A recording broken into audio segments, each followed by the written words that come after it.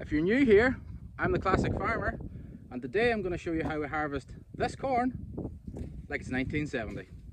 This is our main piece of harvest machinery. It's a 1969 Clayson New Holland M122. It's got a 10-foot cut, so let's go over how it harvests the corn, or oats if you're American. So let's go over how this thing works. This bit grabs the plant, pulls it into the knife. These little pointy bits direct everything into the auger, which pulls the entire stalk up an elevator chain here into a big drum in behind this cover. That drum beats the corn into pieces. When I say beats it into pieces, it separates the kernel from the stalk. Once the kernel comes out of the stalk, it falls into a set of sieves with a fan blowing through them. What that does is it blows any light material and chaff off and allows the heavy corn to fall into the bottom where it's collected. Once it's collected, it moves up this elevator into a big tank in the combine where it's stored.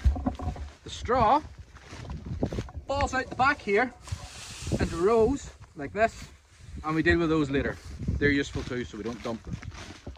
Once the tank is full in the combine, we park a trailer alongside it and the grain comes out this chute. Alright, so we've got the combine as far as the field, we're ready to start cutting, but what's the first thing we need to do? First thing we got to do, check the moisture and make sure that the grain's at an acceptable level to cut. If we cut it at too high a moisture, we won't be able to preserve it, or it won't keep. So we can cut it at a slightly higher moisture level if we're going to put a preserving agent on it or dry it. If we're not going to do that, we need to have it below about 14%. You can get away at 16, but ideally we want it below 14. So let's see what this is sitting at and we'll take it from there. So, how do we test the moisture? We pull some stalks that we've got the kernels. Rub the kernels between our hands and blow away the chaff. We only want the seed oat head.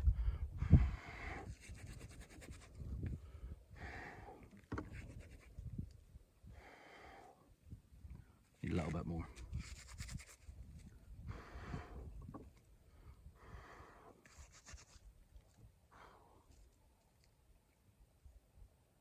Once we have seed heads, we drop them into our moisture meter.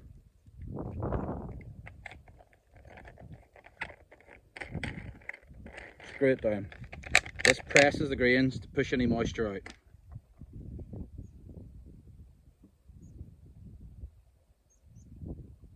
So this is a really old meter.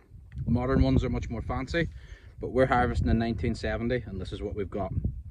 We press a button which sends an electrical current through.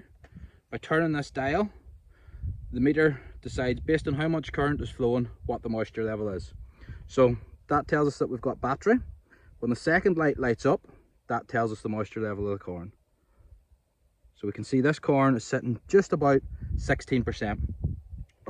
So I think that's ready to go. We'll start cutting and I'll see you in the combine.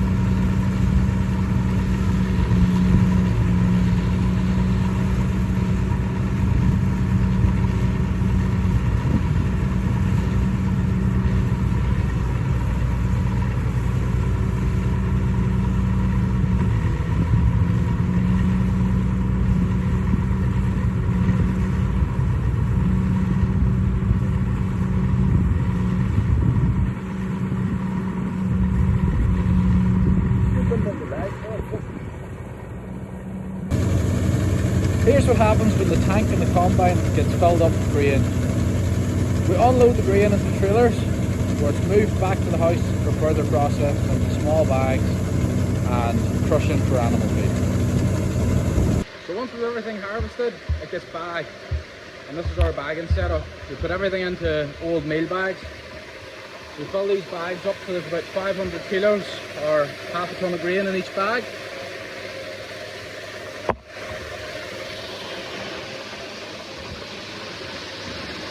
Grain comes out the chute in the back of the trailers that we use to bring it from the field into this hopper. It's pushed down onto this grain elevator, which takes it up, tips it out down the chute into our bag. Once the bag's filled, lift the bag with a forklift, take it over here, drop it down, and then we hang it on a weighing scale and top it out to reach the 500 kilo mark, or a little bit above it if someone wants. The last thing we have to do is gather up the straw, which is this. That's what's left whenever the corn's thrashed off the stalks. You can see all the open ears in it where the corn's gone missing and into the combine tank. So this will be gathered up and used for bedding. The way we gather it up, we make it into these small square bales. Those are taken, stacked into the shed, and it's used for livestock bedding. And how do we do that? Well, we use this thing. This is our 1958 New Holland 6/8 baler. Straw goes in, baler collects the straw, bale comes out the back. Ready to be collected onto trailers and moved into the shed for the winter.